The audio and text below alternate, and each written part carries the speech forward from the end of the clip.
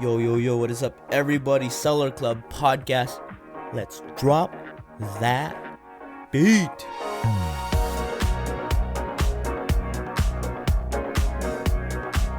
Yo. How are you guys? Feeling like about 97 episodes in. How about you? Feeling about 97%. 97 That's an A. episode. Solid A. 97 episode. And today's going to be a huge episode. Yeah, and we're almost to the end of September when this is the time we wake people that are slacking. You know how they say, Wake me up when September ends. Yeah. Oh, I'm so proud of you Q4? for making a pop culture reference. So I'm getting better at this. Okay, but now you know I'm going to ask you, whose song is that? Oh, it's a. I think it's like a rock-ish band. I will right? accept that answer. Wait. Glenn Is it Adam Levine? No. Like Also, that. I would say that's pop. Anyway. Okay. Well, it's not Red Hot Chili Peppers. It's not. No, it No. makes way too much sense to be Red Hot Chili Peppers. Right. I think so. Right. That makes sense. Where's ChatGPT? It's You don't know who it is? Give me a clue. Give me a Yes, clue. no, I do. Okay. Oh, Okay. I was like, Glenn, come on. Clue. Okay, I'll give you a clue. All right, this is a sports-related clue. Who is my team? Based on my name. Okay. St. Louis Cardinals. No, my name. Based on my name. Okay. Green Bay. Oh. It's Green. Green Day. Dang, I know who they are. I know who they there. are. Yeah. Okay. Okay. We need Green to celebrate Day. this moment. Yeah. Ken just totally close the loop on a correct pop culture reference. I'm so proud. Yeah. Never been proud of it. I knew it. I know who Green Day is. So. Yeah. So We'll see, nothing. easy. Anyway. And That that's was a today's fun- show, guys. It's a fun excursion. Yeah. Well, as a matter of fact, let me hand over the show to Glenn. Glenn, take over. Yeah, why don't you just take it from here? Okay, so is end of September, are we in Q4? Does this qualify or not yet? When this comes out, yes. Yeah, When when this you comes wake out. when you wake up, it's Q4. Put it this way. Yeah. Okay. You wake up like, oh my gosh, it's finally, well, it's like a couple days to Q4 when this episode drops. So most people will hear it in Q4, probably. Mm-hmm. Before we get into our topic, how are sales? How have they been the last 7 to 10 days, would you say? Oh, So mine's go ahead. mine's been okay. I did run a really big sale. So there was kind of a little hangover from like the sale ended and then I wasn't having crazy sales anymore for a couple days. But this was another thing I did. I was looking at all the listings I have that had like no or low views, and it was kind of a Okay. lot. I refreshed Ooh. some of them by doing sell similar, but also I did actually bump my promoted listings rate up Okay. like 2% from what it Okay. was, because I No. still use just like a blanket strategy, the general Right. Everybody, promoted yeah. listings. So I bumped it up a couple percent, like, I don't know, maybe 24, 48 hours ago. And I do feel like that's making a difference. And so today and yesterday, my sales have been great for just 2% more. So I would I'm say happy with my 30 days is finally on the green. that's good. Yeah, so it's going up from here because I was getting worried a little bit there. But also, that's because we haven't listed in August. And Yeah, this same. month we've been listing a lot.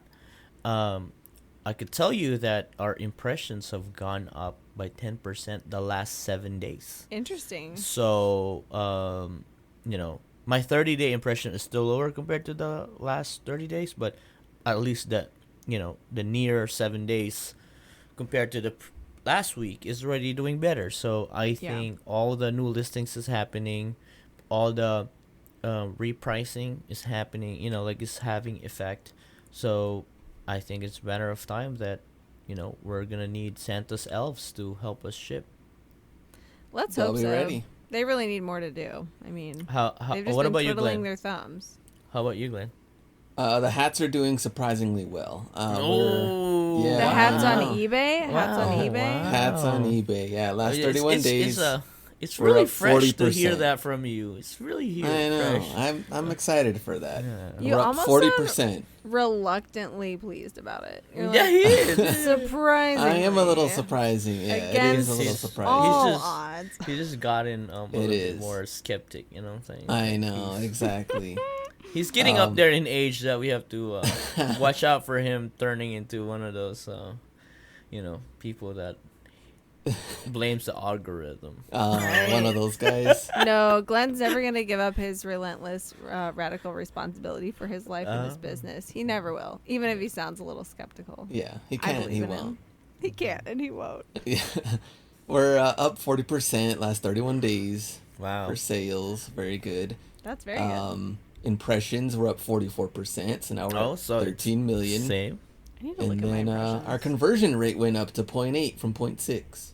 Oh, that's good. That's We good. like to hear that. That's good. That's So, very, very happy. Only problem today, though, is that my sale just ended. And, good. Yeah, I don't have any sales. no. That hurts. That hurts. That is why I think it has to be like, you know how when they say, this is a pro tip, when your sales, it says ending soon, Yeah. Mhm, right? mhm. You need to make a copy of that sale and run it or schedule it as the other one ends. Like, and keep it going, but you'll still get the ending soon. Yeah. Urgency. Yeah. Yeah. Or like, like for me, like I end my sale like, because like sometimes it ends at midnight. I'm like, I'm not waiting till midnight. I ended at 10. I ended 2 hours early and make sure the other one starts.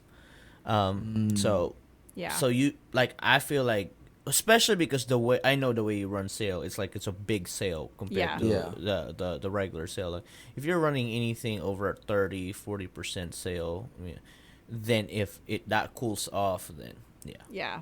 you won't have sales. I did that, that's what I was, kind of recovering from this week, because I still have a pretty big sale going now, but over the weekend I did just 48 hours where my whole store was 50% off, which is kind of crazy, but I was like, everything's not going to sell in 2 days, and so much good stuff didn't sell, in those 2 days, but I did have a couple of days, over $1,000 of sales a day. But you can't just sustain that forever and just run it 50% off all the time, Right. Yeah. So I'm I'll do a hit on the weekend like that, and then I'll do a normal sale during the week. But I always schedule them back to back though. But you feel it that first day after the huge Yeah. sale's done, you're like, oh. I know. So now looking at my chart, it seems like every Thursday is just like a bad sales day. And guess when we are recording this podcast, guys? I A know. Thursday. And every Wednesday is like a really good day because the sale Yeah. ends like that day. Yeah. So, You get all the Yeah. urgency. You should just experiment with pushing it to a Thursday one time so you can have a good Thursday for once. that's true. And then Just start a see new if one. it holds, or if there's something really special about Wednesday. Yeah, well, we'll try that out. But today's episode is, I've been in an eBay and YouTube game for a while, and we love clickbait. So today, top 3 tips to boost your eBay sales overnight. Ooh. We're supposed to come up with Wow. these? Yes. Oh, Just kidding. no. Oh no. No, we're trying to debunk. Well, you this could run a 50% YouTubers. off sale. We're gonna debunk this Okay, YouTubers, let's whatever do they're it. saying. Let's do Okay. it. All right, let's get right into it. I'm All right, down tip for either number one, one. honestly. It's Oh, fine. okay. Tip number 1, and they're not going in order. So tip number 1 is the easiest one you can do, Okay. which a lot of people ignore because I feel like I feel like it's like a tedious thing they forget. But number 1 is, of course, sending offers to watchers. Ah. And I kind of haven't been doing Oh my due no. diligence. in that. What? I know. Like at one point I was like, all right, Glenn. every 2 to 3 days I'm doing it. Because also some items they're not allowing you to do it. Yeah, and It's not just too depending. often. Yeah. You can't do it too often. So in Yeah. that case I was like, all right, let me focus on one day out of the week, which should be Thursday. Exactly. Because that's when the sale ends. It's And then send you off for hit him with the Thursday. offer. Huh. So Right. that would be a great time to push the offers. That's a and good get them to strategy. buy. That's a Yeah, good I think we'll so see. too. We'll see. He hasn't done it, so we don't know. Yeah, well, I haven't done it with hats. I did do it on the jersey side. It did do well, Mm-hmm. but when I ran out of items to send, that was like, well, I need to Yeah. list more. Yeah. That was during Okay. that time. But what do you think about the offers part? Oh. Or I'll have a story for this, because I guess I forgot. I mean, the past few weeks, the last 7 days have been kind of hectic, so I been religiously doing it every other day. Um, I I think kind of like my tipping point is when I see on your desktop it says send offers to 100 of your listings. mm, For me, every time it hits 100, I send an offer. So it's kind of like, okay, kind of like the routine now. Well, last night I looked at it, send send offers to 300 of your listings. Ew. Yeah. Oh dear. So I was like, oh crap, you know, and then I was like, kind of like, I almost hit my daily goal and everything like that. I was like 100 away. I was like, oh, let me do this. So before I went to bed, after I drank my vitamins, I sent offers. 10%. Only 10%, not bad. And then I allowed counter offer, mm. which I don't do a lot. Golly. Um, You woke up to some of the lowest balls. no, well, that is one. That is the other bad effect, the negative effect. But the other effect, I sold a bundle sale of 7 items last night because of that offer. I think I sent Anna a screenshot on that, and it went through. You know, like at night, you know, like those moment, like I just want to sleep. But now I was like, because we don't have a bundle feature yet, now we have to create another listing and create that and send it to the person. And surprisingly, the person paid. So it works. Again, Sending offer reluctantly works. happy about it. Yes. Surprisingly, they're Yeah. paying for it. Because we have a feature for that that's coming out. But yeah. So I think it works. I think it works even an overnight effect. So that's my story. Okay. Yeah, I do love to wake up to like, oh, this person accepted my offer from yesterday. That's always fun. Mm-hmm. How often have you been doing it, Anna? Oh, Or not really? Probably 15 times a day. Anytime there's a new offer, I'm compulsively sending it. And I also do automated offers. I allow counter offers because I can always say no. Yeah. So I just like, I throw the gates wide open for that, like pretty much at all times. But it is interesting when, there's a bunch of different conditions that your item will be eligible for more offers. So like, even if you've sent an offer for that item, like my understanding is that if there's like a new watcher or like a new person puts it in their cart or whatever, then you can send it to them. Like it'll send again, Mm-hmm. Yeah. then it will be eligible again. So yeah, I never let it build up like hardly at all. But I usually do if I'm running a sale like right now. I'm running a pretty decent sale, so I'll probably only send like a 5% off offer. Okay. And that's more so because it puts that item back in front of the buyer's face, and then they go, oh wow, this is already like 30% off or whatever. So like if I'm running less of a sale, I might send more of an offer, like more of a discounted offer. But a lot of times I'll just do 5% minimum because like that just puts it in front of them. And it's really funny. There's somebody I know just from like around town who apparently was watching something in my store, and he texted me. He's like, how dare you like taunt me with this 5% offer? And I was like, well, Wow. it's already like 30% off. And he's like, oh yeah, I didn't realize that. I'm like, yeah, that's why I do that. But Yeah, it's really, check I out wonder who now. else is offended by it. But I think it's really funny. Like, I get it all the time when I'm watching a 5% offer, and yeah. yeah, but it is. It's like I just want to But draw it's a your good attention reminder. to it Yeah, because it's a already a reminder. lot Yeah. cheaper, and you might Yeah. not have noticed that. Yeah. Yeah, it's a reminder. I like it. All right, let's go to number 2, which people, of course, are against using promoted listings. And promoted listings, unfortunately, I can tell you, are pretty much the bulk of the sales because I just think that if you're over the 2%, you're beating Somebody. most people, I would think. You're Somebody. beating I, somebody. I'd like to know the percentage of people that don't use it, because Yeah. it would just fuel me more that I'm like, I would say the percentage of like the people that don't use it, the people that do the standard 2, and then what are the ones that do like 3 to 4? Because I feel like if you're at 3 to 4, you're probably like I don't think that many. Well, I guess we don't know, but how many are yeah, doing right, like right, 10%, That's true. 8%? But Like, here's the thing, though. Here's the thing. I don't know if this is my kind of like theory. There's a reason why people see my listings a lot more, because sometimes I am aggressive at doing it 5%, but I am $20 more expensive than everybody else. Well, and also for like it varies by category, like That's true. what the recommended percentage is, which speaks somewhat to how much competition you have for those Yeah. ad spots. Yeah. And it's like, you know, it's a lot more than just the search results. It's all these other ad placements. Yep. So Placements. Yeah. I think it really depends on your category, how much saturation, like how much competition. Yeah, like you're and- saying, maybe you can get $20 more than everyone else, but you're gonna pay 5% more. Okay. Yeah, that's whatever. what I'm saying. Like, I'll take That it, right? works Like, in your favor. Yeah. yeah. So, and again, that's, but also to like, man, like, will it get there that we get to know? I don't think they will divulge that information. no. Because at that point, then I'm just gonna be like, we should just mass inform everybody, like, hey, everybody, drop your promoted listing by 2%. Next thing you know, exactly. eBay gives us a call. Seller Club Podcast. We saw a dip in our promoted income. What did you guys do? What did you guys do now? Yeah, no, I don't think I'll That'd be ever so get that funny. out. Yeah, that'd be funny, but we're not that powerful yet. Yeah, no. Not yet. Every day up, how it grows. Just kidding. But even going through the analytics part, it's kind of scary on how much or how many sales is really dedicated from the promoted listings. Like, I don't really get a lot of organic traffic just by not doing it on its own. And I don't even care if it's like a unique item or not. It's just you get like, buried. You got buried.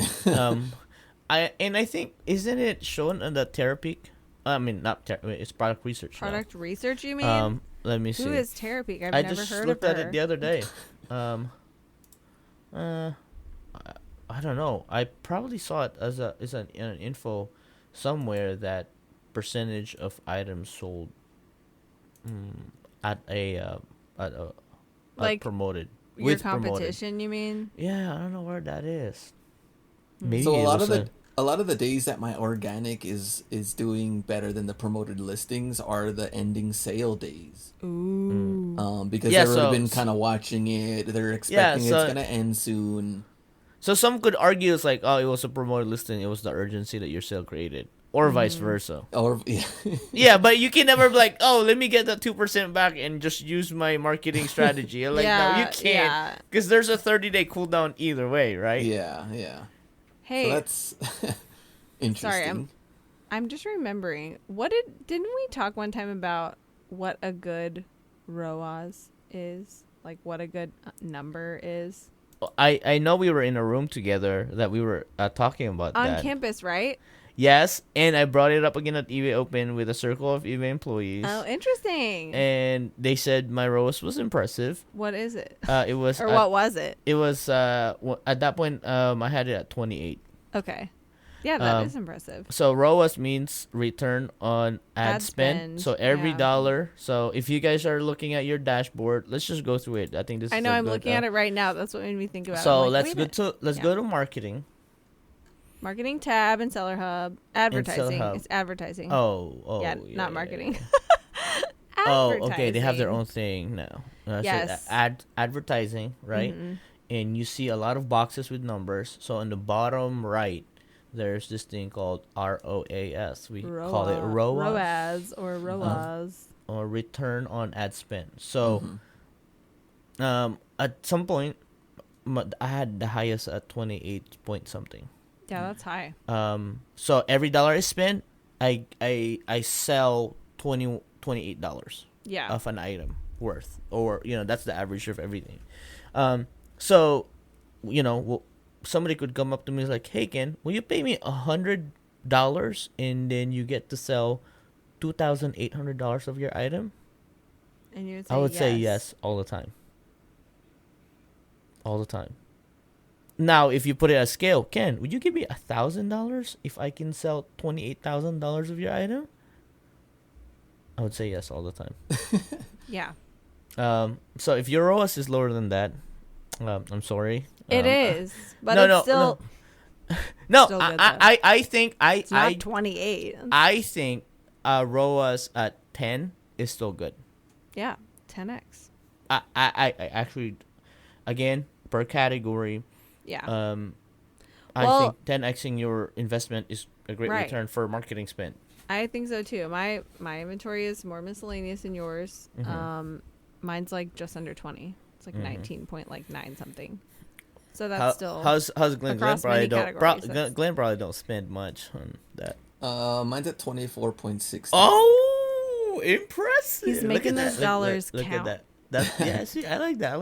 It's up 5.1% from the prior period.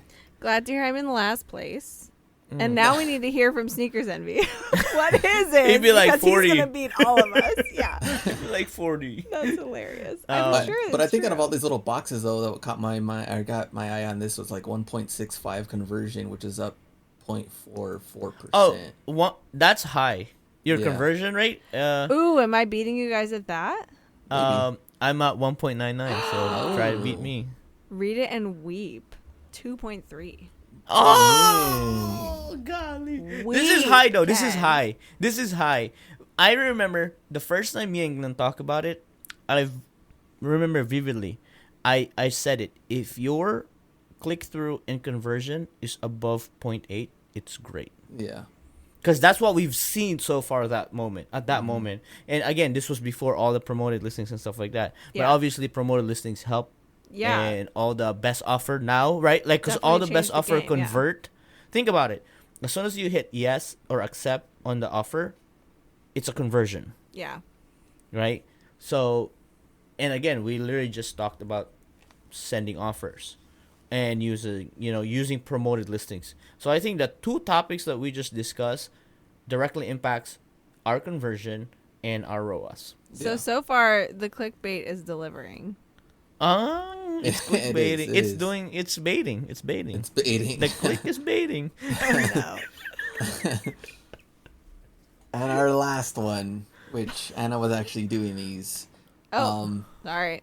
Ending items and selling similar, or at least just going through the stale items and or relisting some of the items. I like that. So how would you say that this also plays into the advertising, the promoted listings, things like that? I mean, if you're ending an item too and you're selling similar, you are gonna be losing those watchers.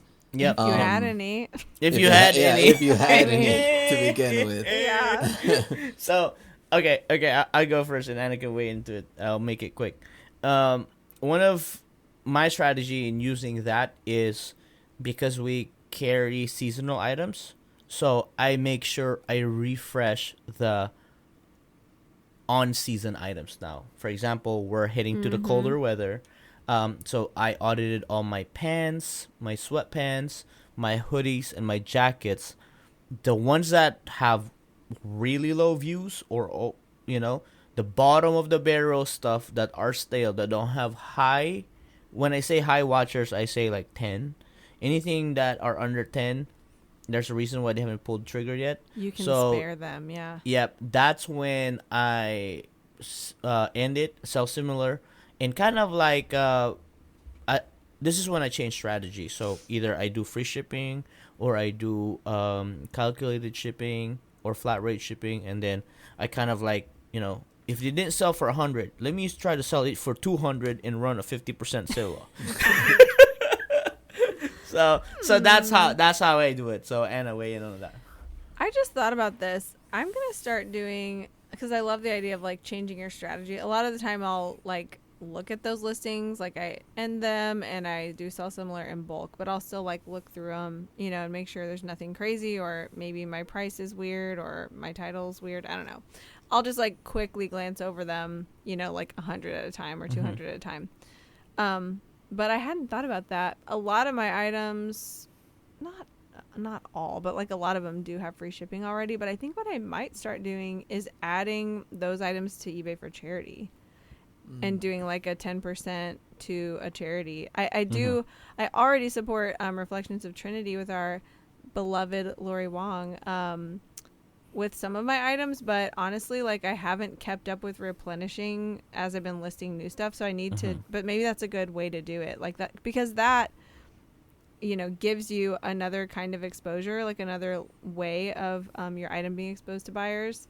And that might be a good move to kind of to do like what you did with free shipping, but kind of change it up a little bit, give it a little bit of an edge. And then I don't know, honestly, sometimes like it's funny that you say you just audited your seasonal stuff, because I just did this like a day or two ago, and there were a couple of listings of like running shorts that I've had for a long time, and like they are selling like crazy now, and they had 0 views and 0 watchers. And I was like, and I looked at those listings and was like, there's nothing wrong with these listings. Like they're just like, you know, duds for some reason. And and I didn't change anything about them. I just you know, did a sell similar, and now like literally I've sold like 3 or 4 pairs of them today. I'm like, okay, so I don't know why that was at the bottom of the barrel, but for whatever reason, starting it over, you know, fresh, like really helped. But I really like that advice to like, even if it's maybe you don't just need to like continuously lower your price over and over, or like once you've offered free shipping, it's like you can't do that again. You can do that move one time. And then if another, you know, 90 days goes by, well, then what, you know? So I'm going to try the charity thing, I think. And I know that, like, everybody has different rules on their items, how long they want to stick with it. And I don't care about that. Yeah. And some forever. People... Forever. But I think one of the interesting thing, though, is when you go to your selling or, like, little seller tab right there in the corner on the app, and you do get offers, it is going to tell you now. It was listed how many days ago. Yes, I love that. I remember asking eBay for that. Yeah. As a matter of fact, one of our great friends, the Yinka Fans Club, Yinka, me and Yinka were literally showing it to eBay that we were accepting offer. Yinka was laughing. It's like, $80 offer for a 450-day-old item? You like accept? You That's betcha. what he said. That's what he said. Accept. That's what he says. Is always laughing. So he's accepting. You're getting it. Yeah. So he was. He was a sound clip of him doing that. Yeah. Yeah. I like that. That's genius. That's a great tip. Good call out on that, because I was just happy about it already. Yeah. So does that come into play a lot when you see these? Oh, 100%. You're just and also too, like when you're reselling similar, right? So obviously that counter resets. Yeah. Right? And then now it's kind of like, does it? Yeah, the counter reset. If you sell one like this, right? Like if you don't relist, the relist, I think it continues it. Because sell similar actually creates a new one, so it has gives it a new item ID. Yep. But does it still have the original list date in there? No. At all? No, not at all. 0. Because I know that because my oldest list date is within 1 year now. Okay, yeah. Well, mine are too in the like active listings, but when I actually go and look at that listing, I'm going to check this really quick before I say it. Because I have an offer for an item that was like 50-day old, and I was like, no, this was last year's item. Yeah. Well, at least that's what the offer shows you. It's the current, not the original. So Kenny, do you have like a certain days that you see that you're like, I'd like to keep it within 100. Turn my store, maybe like a 90-day type of thing. Turn my store 3 to 4 times a year or something like that, but it doesn't really happen. Like you try to be hopeful, but it's usually like any business plan. It doesn't really go as planned. so you try to be optimistic. I think anything within 150 days, I kind of like counter, a little bit more. I play with the offers. But if it's like 200 days, if I see 200 days, I'm like, if I'm not losing money, you're getting it. You're like, that's too many days. Yeah, my oldest stuff right now is like under 3 months. Yeah. So but I thought there was like somewhere that you could still see the original date. But I don't see it right now, so never mind about that. Yeah. Because I thought that was my understanding, that it totally reset the clock 100% because it gave it a new item ID. Uh-huh. But I thought that after learning that years ago, that at some point I was sort of course corrected on it. But I mean, it's still worth doing because for most intents and purposes, it's like, okay, yeah, this is a new listing. But anyway, I'll figure it out. So those are the 3, but we have like 2 bonus ones. Oh, so yeah, we want to over deliver here, you know. Should we should we take on 2 additional personas to host the podcast to answer these? We should. Well, we've already got Phil, and that's built in. Yeah, it's built in. I'll be Phil the what was that? What was the name? The enthusiast? No, the budget conscious. The budget conscious Phil. Budget okay, conscious. you got to answer budget conscious. Yeah, Phil I'm the has to budget answer the next conscious one. eBay seller. Okay, great. Love it. So let's say you don't want to do promoted and all of these things. So I guess your next organic best option is to add new items weekly. I mean, you have to. And when me and Ken talked to eBay, they were telling us how you don't have to list every day. So we do know that. But they do want you on a schedule. And a lot of sales that do come in are from people looking at similar items. Yeah. And they just happen to go into your store and see even more items that come from, you know, that certain seller niche or whatever they're kind of looking for.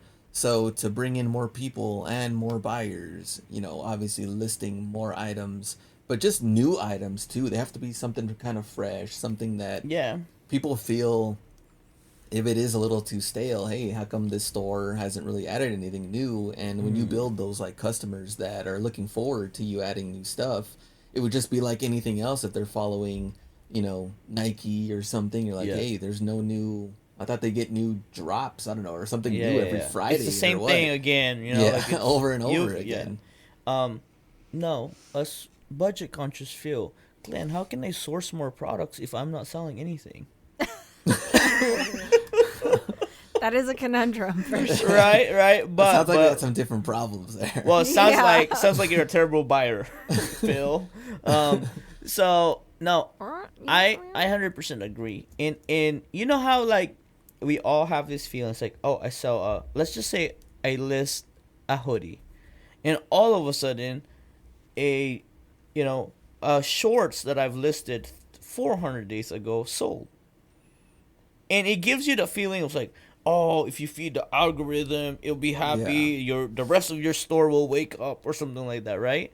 But also, you know, you have to think the buyer way of doing things, right? Let's say you list something that's trendy or in season, right? There's high likely that the buyers or consumers are looking at it right now. So they click and then be like, oh, this is a nice jacket from the Hustle Bee store. Let me see what else he got. It's like, I don't have $80 to spend on the hoodie right now, but let me save that. And then he goes offer. And then he scrolls through, or send me an offer later, right? Or he goes scroll through like, he's like, oh, I actually only have $25 to spend. Let me see. Oh crap, I actually need shorts. I'm going on vacation next week. And then he clicks on it and buys it. So that's my theory of online digital shopping, because I've done that myself. And, you know, and it's been explained to me by some other eBay sellers as well. I mean, eBay sellers and eBay employees, same kind of like, And this it's more behavioral. It's very buyer behavior and stuff like that. And all of a sudden you start selling something that's random that took you to that store. Mm-hmm. So that is my piece on that. Yeah. Anna, anything new there? Or not really. I mean, it's interesting because this is like the premise of a buyer who is like, I'm gonna go look around your store, or maybe like a repeat buyer, fan/customer, right? Potentially stalker, hopefully not. Yeah. But you know, it's like I never even thought about that until I started doing more retail arbitrage. Like I never expected or cared about, frankly, building like a buyer base of repeat customers, because I'm like, I don't know, there's like a bajillion users on eBay. I don't really care if the same person buys my stuff twice. Like none of my things are the same twice anyway. So maybe sometimes like a collector will come and buy like multiple items that are in a certain category, but like other than that, I just didn't feel like I saw it that much.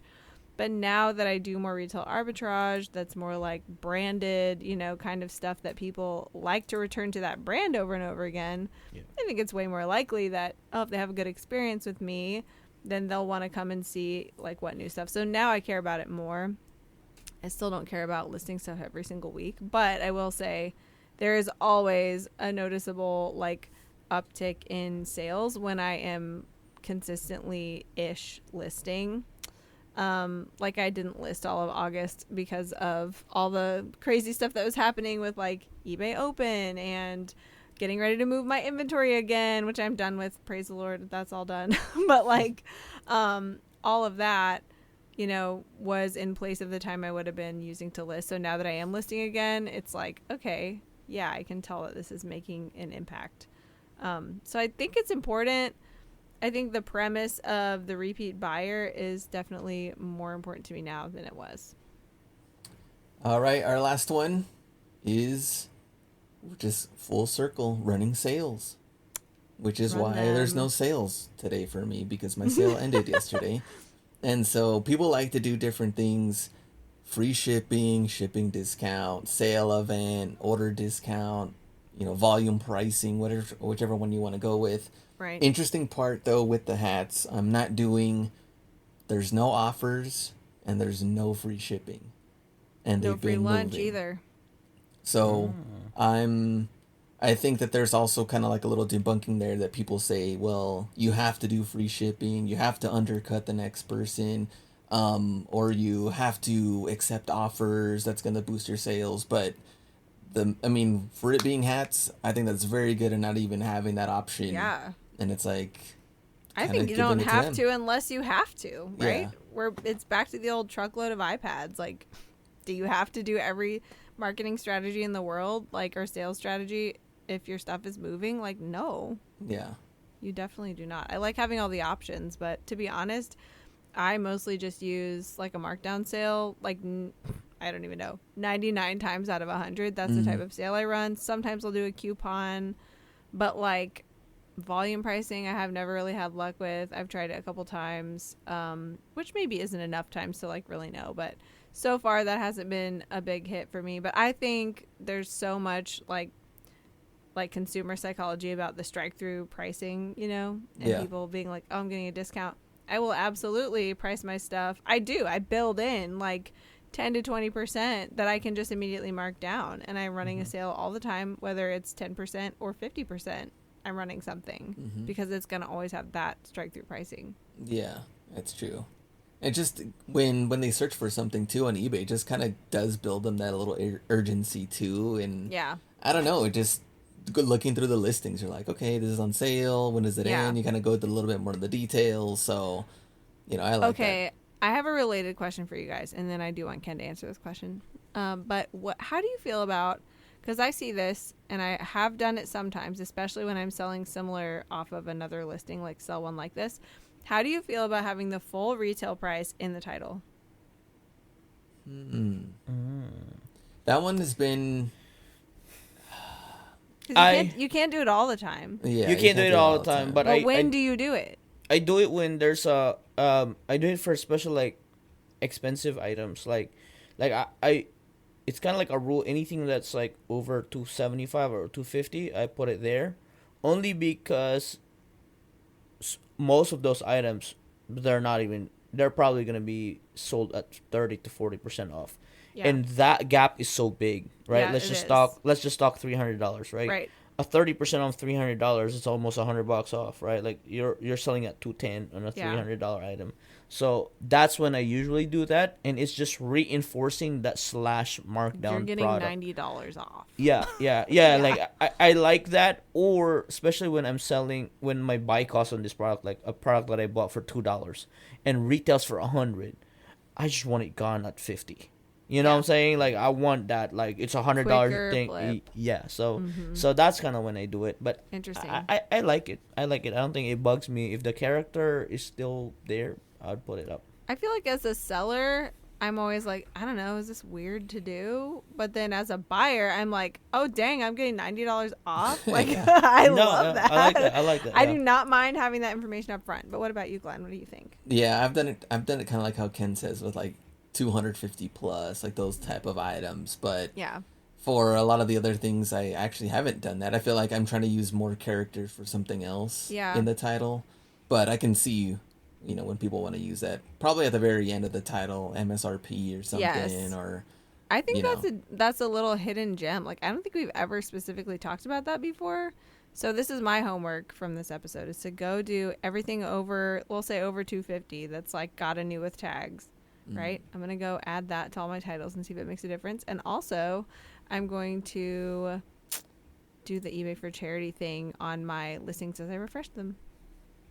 I think that will, yeah, you have to report back. I will report back. Yeah, and you let us know how that goes. I'll take notes. Okay. I'll analyze data. Okay, good. Kenny, anything else? No, I think it was a great topic discussion. I think. Wait, you didn't answer the question. What? There was a whole question. I just derailed us with that MSRP thing. I agree. Oh, that was it? You just Yeah. agreed? Oh, I just missed it. I agree. Sorry. I agree. I agree. I guess I wasn't listening. Well, to that part. I was gonna say the clickbait wasn't a real clickbait, so this is the first clickbait that is that's real. Yeah, and you're helpful. welcome. You're welcome. Yeah. So if you're listening this and you made it here, consider yourself leveled up and educated a little bit more. So thank you all for watching and listening. Not really watching. We're not on video podcast I bet yet. they're imagining us though. Not yet. Not yet. All Just right. use your Yeah. imagination. Yeah. And we will see you in the next one. Make sure you follow them at eBay for sellers. Make sure you keep up to date with all the info. There is another seller check-in that's coming up. We will link it in our bio and in our description. We will see you on the next one. Peace. See ya. Goodbye.